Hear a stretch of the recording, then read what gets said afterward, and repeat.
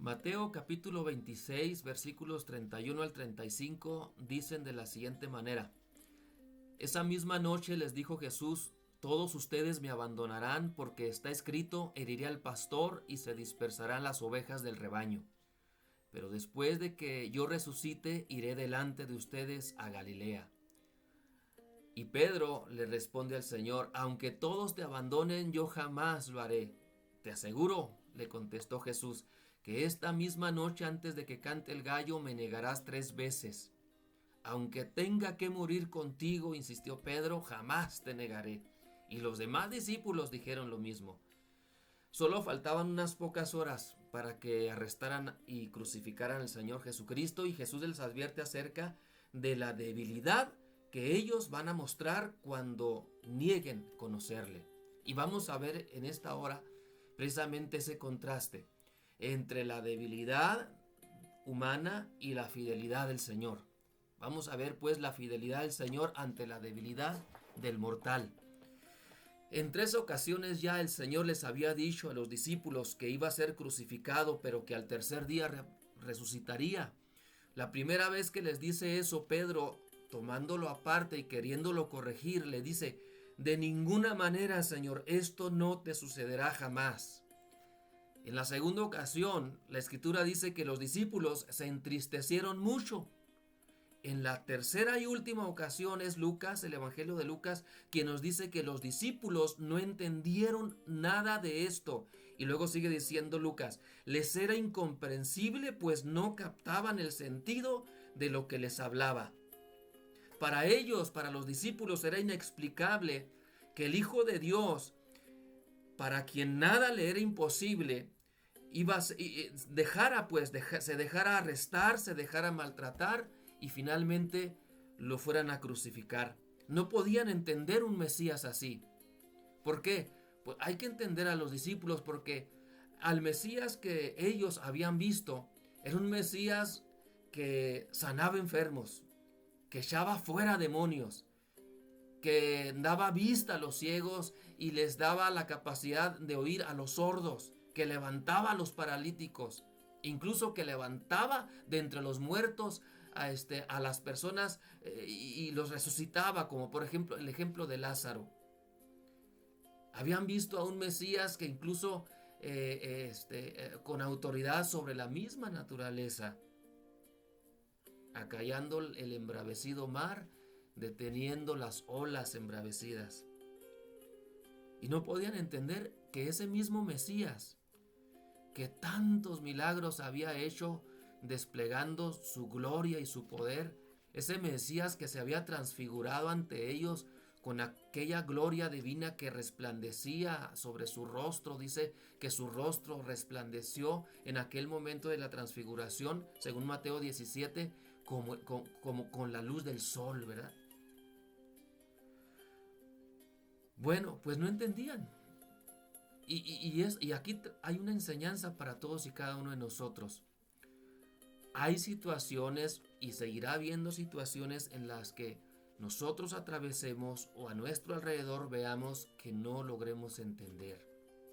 Qué importante es pedirle al Señor: dame entendimiento, ilumina el entendimiento de mi corazón, abre mis ojos, quiero entender tu voluntad.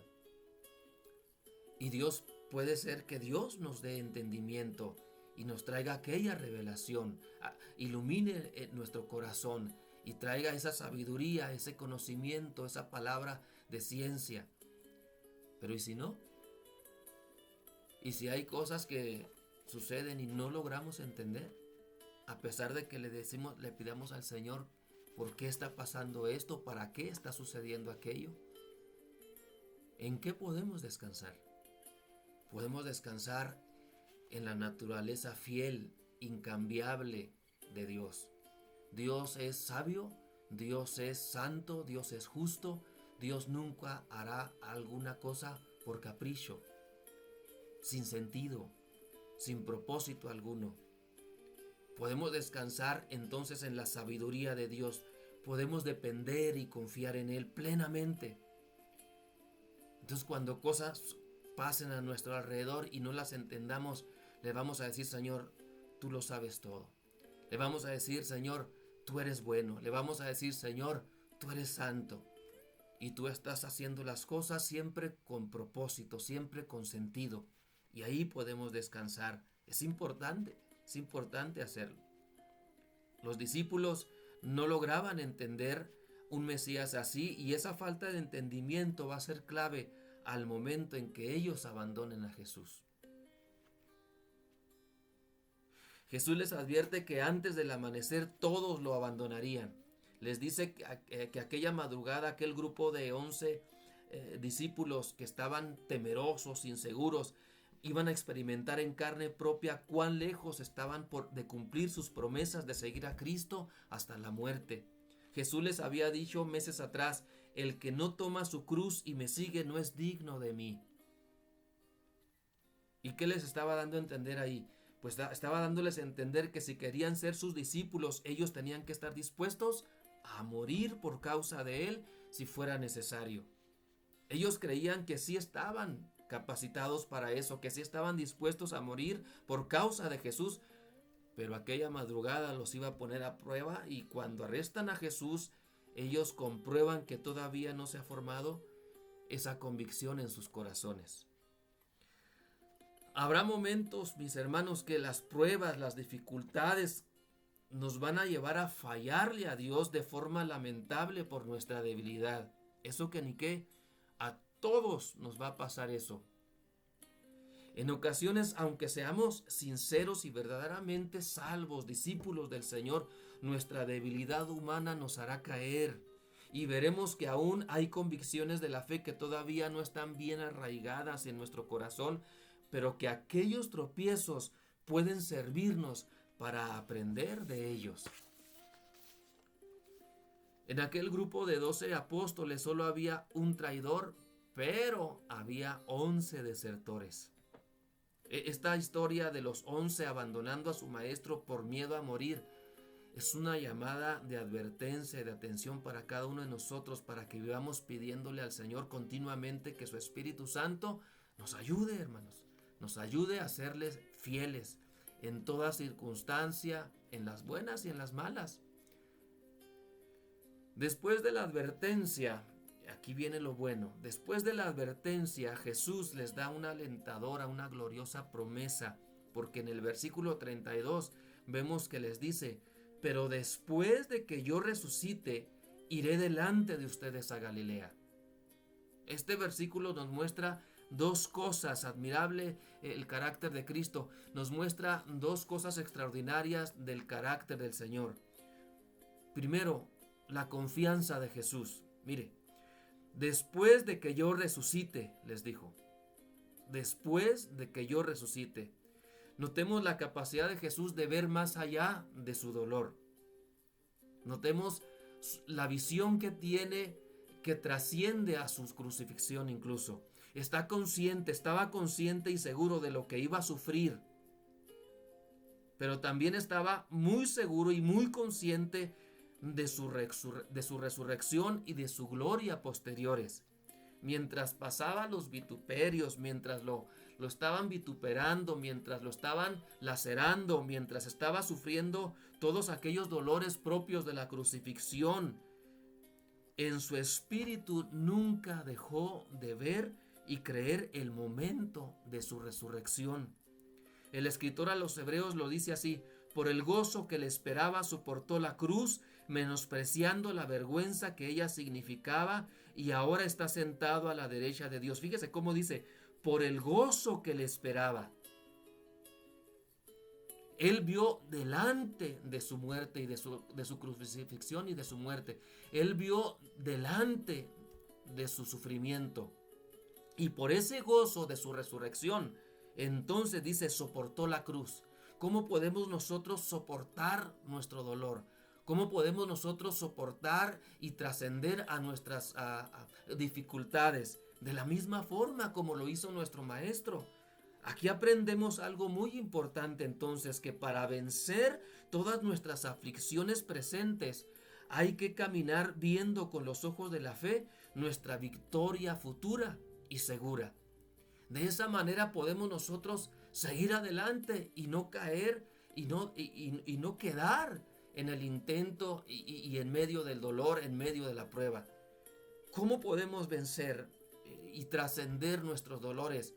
Pensando en la victoria, y que es una victoria segura. Entonces la esperanza de la victoria que Cristo incluso ya nos anunció es el estandarte que nos va a alentar, que nos va a consolar y que nos va a fortalecer para vencer todo tipo de pruebas.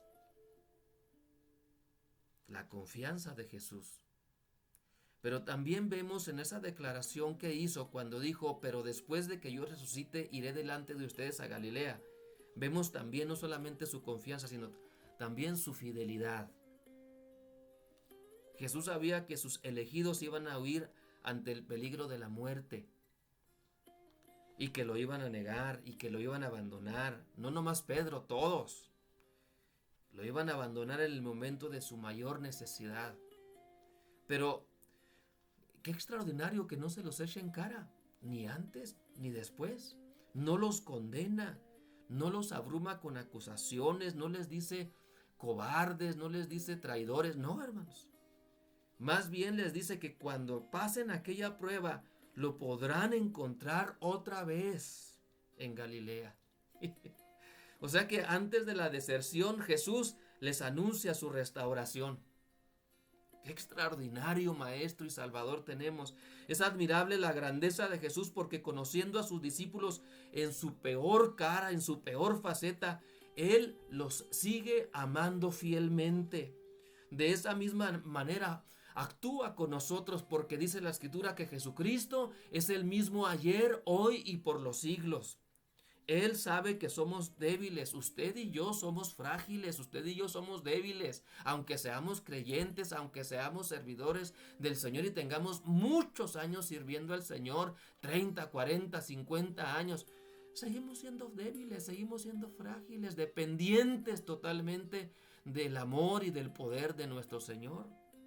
Él conoce la facilidad con la que nos equivocamos y fallamos a la lealtad que le hemos prometido, pero a pesar de saber eso, no convierte su amor por nosotros en indiferencia, en resentimiento, en desprecio, abandonándonos. Jamás. Él lo que siente por nosotros es más bien compasión cada vez que le fallamos y que mostramos debilidad de nuestro ser. ¿Y qué pasa cuando sucede que débiles le fallamos? Nos levanta. Así es la fidelidad del Señor, porque dice la Escritura, 7 veces cae el justo, pero otras tantas se vuelve a levantar. Nosotros somos mortales, somos frágiles, somos especie débil, aunque salvos, débiles. Pero qué extraordinario que nuestra debilidad engrandece, ensancha la fidelidad de nuestro Señor. ¿Por qué en este momento no nos unimos en oración y le damos gracias al Señor por su fidelidad? Yo sé que en medio de toda esta pandemia hemos sentido como nunca tal vez el miedo, el temor, el miedo a morir, el miedo a caer enfermos por el COVID. A lo mejor hoy más que nunca en medio de esta pandemia hemos experimentado en carne propia cuán frágiles somos, sufriendo la pérdida de algún ser querido muy allegado, muy amado, haciéndonos preguntas. Hemos sentido en carne propia más que nunca en medio de esta pandemia la total dependencia que tenemos de Dios, y quisiéramos tocar, abrazar la presencia del Señor y que nos consolara y pusiera su mano sobre nosotros y ahí confiando, dependiendo del Señor. Y eso es lo que quiere Dios. Cierre sus ojos ahí en donde está. Vamos a darle gracias a Dios por su fidelidad. Señor, te damos gracias por tu fidelidad. Gracias porque aún sabiendo cuán frágiles y débiles somos y seremos en un futuro. Tú, en vez de abandonarnos en medio del camino, nos sigues amando fielmente, proveyéndonos, protegiéndonos, intercediendo para que nuestra fe no falle. Gracias, Señor, porque tenemos en ti ese sumo sacerdote que atravesó los cielos y está a la derecha del Padre Celestial, orando por nosotros, por nuestras necesidades. Gracias, Señor, por tu fidelidad. Tú no cambias, nosotros sí. Nuestro no al siguiente día puede convertirse en sí, y nuestro sí y nuestras promesas actuales se pueden transformar en negativas el día de mañana. Nosotros somos cambiables, somos volubles y vulnerables. Pero tú no cambias. Tu fidelidad permanece intacta, intachable a través de los tiempos y de las circunstancias. Y por eso, Señor, podemos estar seguros, tranquilos. Puede nuestra alma descansar, no en nosotros, sino en tu carácter divino, fiel. Te adoramos por ello, te damos la gloria, la honra. En este momento, Señor, en medio de toda esta circunstancia adversa que no nos favorece aparentemente, pero que podemos nosotros como tus hijos trascender con una visión de victoria segura, que podemos disfrutar y declarar dentro de nuestros corazones, porque tú ya has declarado nuestra victoria en tu palabra, porque tu palabra dice que somos más que vencedores por medio de aquel que nos amó. Y te damos gracias, Señor, que de esa manera, aprendiendo de ti, podemos menospreciar el oprobio, menospreciar la vergüenza, restarle valor a la adversidad, a los problemas, a las circunstancias que a lo mejor no logramos entender por qué están sucediendo, para qué están ocurriendo. Te damos gracias, Señor, porque tu palabra es antorcha encendida en la oscuridad de este mundo. Te exaltamos, Señor, porque tu palabra llena nuestro corazón de esperanza, de aliento y de consuelo. Te bendecimos, Espíritu Santo, porque no te has ido de nosotros, sino que fielmente estás a la altura del desafío. Tú sí estás a la altura del desafío, y tú nos das la capacidad para también nosotros, como tus hijos amados, para estar a la altura del desafío. Te bendecimos porque eres tú nuestra capacidad. Eres tú, Señor, el que nos equipa, nos guarda en medio de todo esto. Y tú, Señor, nos convertirás en ese pueblo que logre trascender y superar todo lo que está viniendo sobre el mundo entero. Te bendecimos, te adoramos, y todo esto te lo pedimos en el nombre poderoso y precioso de nuestro amado Salvador Jesucristo. Amén y amén.